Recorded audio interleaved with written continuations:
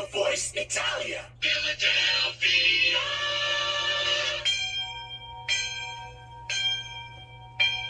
Class is now in session. Christopher Columbus University is on air from Philadelphia and broadcasting worldwide from within the shadow of Marconi Plaza. Radio Voice Italia is proud to present a recurring segment with civil rights author, professional researcher, and renowned Christopher Columbus expert, Robert Felix Petrone, Esquire. Buongiorno tutti and welcome to Radio Voice Italia's Christopher Columbus University, where we teach you the truth about the greatest hero of the 15th and 16th centuries, Christopher Columbus, and update you on the international efforts to preserve Christopher Columbus's legacy. I'm your host, il professore Robert Petrone. Today on our Christopher Columbus University segment, we have some news updates. In Syracuse, New York, the Columbus Monument Corporation, who recently won its lawsuit preventing Mayor Ben Walsh and his administration from removing the Christopher Columbus statue, now asks the neighbors of Onondaga, the Syracuse Peace Council, and Wish of Central New York to please ask their supporters to cease and desist from the very unneighborly, non-peaceful behavior of climbing onto the Christopher Columbus Monument and defacing it during their events in Columbus Circle. The First Amendment protects peaceful assembly. However, the law is permitted to place certain narrow restrictions on protests, such as prohibiting desecrating or otherwise defacing property, as these domestic terrorists are doing here. Their signs calling for diversity and honoring indigenous people placed on the monument overlooked some important facts. While the tribal peoples of the Americas are not indigenous, Christopher Columbus, as the first civil rights activist of the Americas, did protect them from enslavement, murder, and other harm by the Spanish hidalgos, did honor the tribal peoples by successfully petitioning King Ferdinand of Spain to promulgate the first civil rights legislation of the Americas, reading that, quote, all of the Indians of Hispaniola are to be left free, not subject to servitude, unmolested and unharmed, and allowed to live like freemen under law, just like any other in the Kingdom of Castile, end quote. And Columbus did promote diversity by working with Chieftain Wakanagari to find a place for the Spaniards to settle side by side with the Taino tribes, rather than displacing them. So the activities of the protesting vandals are actually empty acts of criminal vandalism and domestic terrorism born from ignorance of historical record.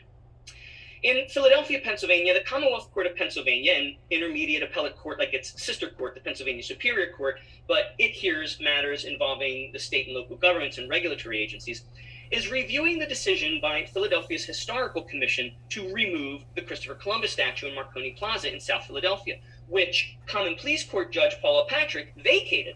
So the Commonwealth Court is reviewing Judge Patrick's vacatur. Judge Patrick also ruled that not only does the statue stay, but the box the city erected to cover it must be removed so that the statue is visible. The Commonwealth Court overruled Judge Patrick and said the box can stay, so Attorney George Paquetto is appealing that to the Pennsylvania Supreme Court. Attorney Paquetto had filed a civil rights lawsuit in federal court against the mayor of Philadelphia, James Kenney, and the city, alleging a pattern of discrimination against the Italian-American residents, including delaying their access to the COVID vaccine, despite that the Italian-American community in Philadelphia has a high geriatric population, as well as the Columbus Day and Columbus statue issues, among others. Judge C. Darnell Jones had dismissed the lawsuit, saying that the Italian-American residents of Philadelphia lacked standing to sue. In other words, we didn't suffer any identifiable injury from the mayor's or city's actions. Attorney Paquetto has appealed this dismissal to the Third Circuit Court of Appeals, arguing that Judge Jones ignored a, quote, stark pattern of discrimination in denying standing, which would constitute identifiable injury under the law. As recently as November 2021, the United States District Court of the Eastern District of Pennsylvania recognized a pattern of discrimination as a constitutional injury in the case of Izzard versus Montgomery County, and the United States Supreme Court held the same in Campbell versus Louisiana, finding that Campbell had standing because a pattern of discrimination was sufficient injury. Attorney Paquetto will be litigating a state action raising similar claims and counts as the federal action. And now on to the substantive portion of our program. class number 48. Holy cow. So few people know this. I went to Chiang Mai, Thailand nearly 2 decades ago and was trained and certified by Mr. Chungpol Setakorn in Nuad Boram, a form of Thai yoga therapy. Some years later, I also taught yoga. You may be asking, what? El professore used to teach yoga? How does a nice Catholic boy become a yoga teacher? Well, I'll just leave you with this to meditate on. The rosary, a string of beads to count prayers, was used by Hindus and Buddhists long before the 13th century, when St. Dominic earnestly besought the help of Our Lady and, inspired by her, began to preach the rosary. Also, I hasten to point out what Jesus was doing in the Garden of Gethsemane as he was awaiting his inevitable arrest by the Romans. Anyone remember? He was meditating. But I tell you all that as a lead up to what I told my yoga students after our year-long class came to an end. There is little left I can teach you. I have watched you all come here beginners, and you are all now quite capable. And now I say the same to you, listeners, and you must pass on what you have learned. I have had the great honor of speaking to all of you every week for the past year. This is episode 48. In 2 more episodes, considering a week off for Christmas and a week off for Easter like at a physical school, that will be a whole year's worth of material. If you've listened to all so far 48 episodes of Christopher Columbus University, you know mostly all of what there is to know. To be sure, you can read the primary historical sources for yourselves. I have listed them for you and talked about them in some detail in class number 14, titled The Primary Historical Sources. And you can thereby delve deeper into whatever material interested you the most, and you could start doing your own research and become your own expert. And every city and town in America needs someone like that right now. I'm only one man. I'm glad there are others out there, equal and indeed greater in knowledge than I, like Rafael Ortiz, Dr. Carol Delaney, Lou Gallo, and so on, but we need you. The Western world needs you. And even if you think you're not anybody special, our heritage needs ordinary people to stand up, speak out, and fight for Western culture. This is our World War II. And then when it's over, you can always return to the farm like Cincinnatus and George Washington. But right now, we need voices. Italian-American voices, the voices of truth, your voice. Now, you may be asking yourself right now, Professore, what are you telling us? Are you bringing Christopher Columbus University to an end? Well, not today, but my grandmother Angelina, she was not the waitress at the pizzeria. She was a seamstress, and she was a wise locutor of aphorisms. Always used to say, all things good and bad come to an end. So while this is not the last class, I am going to bring Christopher Columbus University to a close with class number 50. It's a nice round, even number, and it's a manageable body of work, 50 episodes. I could go on for another year, another 2 years, but I'd be padding it out with fluff, and for what? Then the body of work, the links to all the archived episodes will just become bloated and too unwieldy. As it stands now, you can contact me through the viewer feedback tab of preservecolumbus.us, and I can email you the entire list of 50 episodes once all 50 are in the can, and as we say, in the business, with each title, a hyperlink to the archived episode. And you can pass that list of 50 links around to friends or your local Marxist mayor or Marxist city council person or your children's or grandchildren's teachers or whomever you think needs a dose of truth about Christopher Columbus. Or you could just go to the Radio Voice Italia website and you can see all the archived episodes of Christopher Columbus University and the larger show in which it is embedded. And it's time to bring Christopher Columbus University to a close. It's time for you all to graduate. You know, we've done a great deal of work here at Christopher Columbus University. We've kept abreast of the fight for Christopher Columbus Day and Christopher Columbus statues around the country in the news segments of almost every episode, seeing the insidious and nefarious patterns used by Columbus detractors and learning their Marxist playbook and how to defeat it. We've heard how brave, regular people like you and me have contributed to the many victories we've achieved in this fight for our heritage, such as George Biquetto Esquire, Matt Minsky Esquire, Lou Gallo, Rafael Ortiz, Christine Flowers Esquire, Andre Domino, Dr. Carol Delaney, Dr. Mary Graybar, Mike DePilla, Jody Della Barba, Don Sabatini Esquire, Cugino Eddie, Thomas Damigella, and coming up next episode, Dr. Pasquale Nestico. We've learned who the Columbus detractors are and what their motives are, such as in Class 9, who are the Columbus detractors, Class 21, the Frankfurt School's Columbus lies in our schools, and Class 29, Dean's List, featuring Yeon-mi Park. We've debunked the Marxist slander about Christopher Columbus as a racist, rapist, maimer, murderer, slave trader, slave owner, grifter, and genocide heir, such as in classes 35 through 40, and in our Dunce Corner features in classes 20 and 43. We've debunked the myth that the descendants of the tribal peoples don't like Columbus, as demonstrated by our interview with Mark Onewolf in class 28, and with Nick Pirro and Anthony Pietrafesa, Esquire, in our previous class, class 47. We've heard who Columbus really was, such as in class 3, Christopher Columbus, the first civil rights activist of the Americas. Class 4, Christopher Columbus, his life in a character sketch. Class 6, Dem Bones, or Christopher Columbus's DNA. Class 8, Christopher Columbus Superdad. Class 12, Christopher Columbus the first founding father. Class 13, Christopher Columbus the Catholic hero, Christopher the saint. And Class 31, Christopher Columbus the great governor.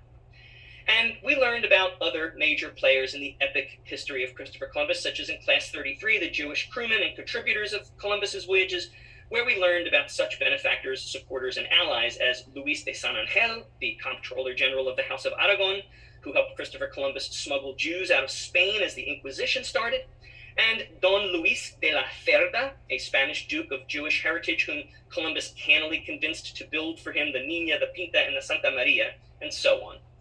By the way, if you've ever wondered why I lisp when I pronounce certain Spanish names, I'm trying to be respectful to the Castilian dialect of Spanish. Indulge me for a few minutes as I digress. Remember, Queen Isabella was the Queen of Castile, one of the three kingdoms that united to form 16th century Spain, the other two being the Kingdom of Leon, bequeathed to her by her brother Enrique, or Henry, and the Kingdom of Aragon, of which Ferdinand was king when she married him. Since we've done so much debunking of myths on Christopher Columbus University, I should point out that a lot of people attribute what they call a lisp in the Castilian dialect to King Ferdinand. As the myth goes, Ferdinand had a speech impediment in the form of a lisp, and either to make him feel better or perhaps to fashionably imitate the king, Castilians adopted a lisp. This is false, utterly false, another myth. Now, either that's a purposeful falsehood by the same anti-Western propagandists that slander Columbus, or more likely, people are getting it confused with the true story of King Edward VII of England, who was so obese that he could not button the bottom button of his waistcoat. It did become fashionable for men to mimic this, and that is why today men do not button the bottom button of their suit jacket or straight bottom vest. In fact, you'll notice that a lot of vests are now cut so as not to have a straight horizontal bottom hem, but rather each breast of the vest tapers at the bottom to a point. That's so you can button all the buttons and still have that little inverted V-shaped cutout, mimicking King Edward VII's obesity-related wardrobe malfunction. Here, however, is the proof that the Ferdinand speech impediment story is false. If the Castilian lisp-like sound, which is called a ceseo or fefeo, originated from people imitating a kingly speech impediment, then the speech-impeded king and his mimickers would lisp on all three of the letters that make a sibilant S sound. Those made from the letter S itself, those made from the letter Z, and those made from the letter C in its soft form, which is what you use in Spanish when the letter C is followed by the vowels I or E. But we do the same with the pronunciation of the letter C in Italian, by the way. C-I and C-E in Italian are pronounced chi and che, respectively, soft C. But if you follow the Italian C with any other vowel, it's a hard C. That's why you sometimes see an H in between a CI and a CE in Italian. That's to turn an otherwise soft C into a hard C sound. Well, the same subsequent vowel rule applies in Spanish when it comes to pronouncing either a hard or soft C. CI is pronounced C, like ciego, the word for blind, or cena, the word for dinner. But if you follow that Spanish C with any other vowel, A, O, or U, it's a hard C sound, like calle, meaning street, cosa, meaning thing, and cura, meaning cure. There's no CY in Spanish, except to the extent it has adopted words like cyber from other languages. But Castilian speakers do not lisp or use the fefeo sound on all three consonants, S, C, and Z. In medieval Castilian, the letter S was still pronounced S, like we do today, as in sister, savior, sacrament. Castilians only replaced the letters Z and soft C with the fefeo sound, th, And that's a voiceless th in the thetheo sound, by the way, as in thick or thin. There is also a voiced th sound in English where you vibrate the vocal cords like in there and then, but that's not the thetheo. In fact, medieval speakers of Castilian wrote the soft C with a little hooked tail on the bottom called a cedilla or cedilla. You'll see the cedilla still in the Portuguese language today, and Castilians pronounced the tailed C like a combination of the letters TZ pronounced together like this, Z. You might make this sound if you're trying to pronounce tsetse fly. Medieval Castilian Spanish speakers pronounced the letter Z like the letters DZ together like this, Z. We make this sound in English when we pluralize words like fad or dad. We say fads, dads. It's the same as TZ, Z, except both the consonants that we combine to make it up are voiced. The difference between the TZ sound, Z, and the DZ sound, Z, is subtle, but it's in there. Well, these sounds obviously involve a lot of vocal gymnastics, and over time, as Spanish evolved, Castilian speakers combined their Z and tailed C into a single sound, the ceseo or thetheo. The closest sound that native English speakers might be familiar with would be that voiceless TH sound. And that is why I lisp when I pronounce Z's and soft C's in Castilian Spanish. The problem is, while I've been speaking Spanish for nearly 40 years, I've never used the Castilian ceseo in conversation. My Spanish is a Pan-American hodgepodge combining the dialects of Puerto Rican, Dominican, Mexican, and Peruvian, representing the communities in the United States to which I have had prolonged exposure. So if I have slipped or just given up on the ceseo, thetheo, I do hope any Castilian purists will forgive me. And I also hope you'll forgive my diversion into linguistic nerdity here, but hopefully you found it entertaining and informative, which is always the goal of Christopher Columbus University. And I hope I have succeeded in that. I think I did. When I asked myself, did Christopher Columbus University work? Did it do what I intended it to do? I believe the answer is yes. If people tell me all the time they had no idea about any of this. All they learned about Columbus was that in 1492 he sailed the ocean blue. They didn't realize he was the first civil rights activist of the Americas, or the first civil rights legislation lobbyist of the Americas, or a single dad, or a Catholic hero. So that's one way Christopher Columbus University succeeded. But more importantly, it had a profound effect on the nationwide detractors of Christopher Columbus. Before my show aired, they used to say all the time that Columbus was a racist, rapist, maimer, murderer, slave owner, slave trader, grifter, and genocide heir. Then, Radio Voice Italia put me on the air, with a listenership expanding to over 20 countries on Earth.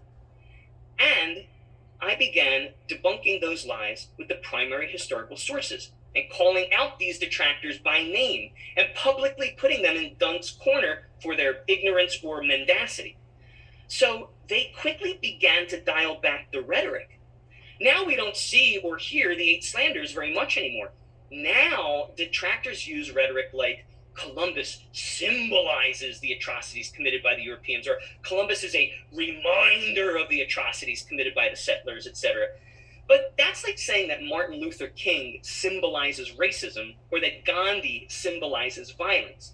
It's the kind of inversive wordplay the hate mongers have always employed to sow dissension and foment internecine violence and destruction, to be sure, but they learned their lesson. Christopher Columbus University soundly defeated the eight slanders with truth. Now, if you think I succeeded in making Christopher Columbus University informative and entertaining, then here is what remains for Christopher Columbus University and what comes next, which hopefully you will find equally informative and entertaining. In our next class, the penultimate class, I always like that word penultimate, we used it a lot in law school, it means second to last.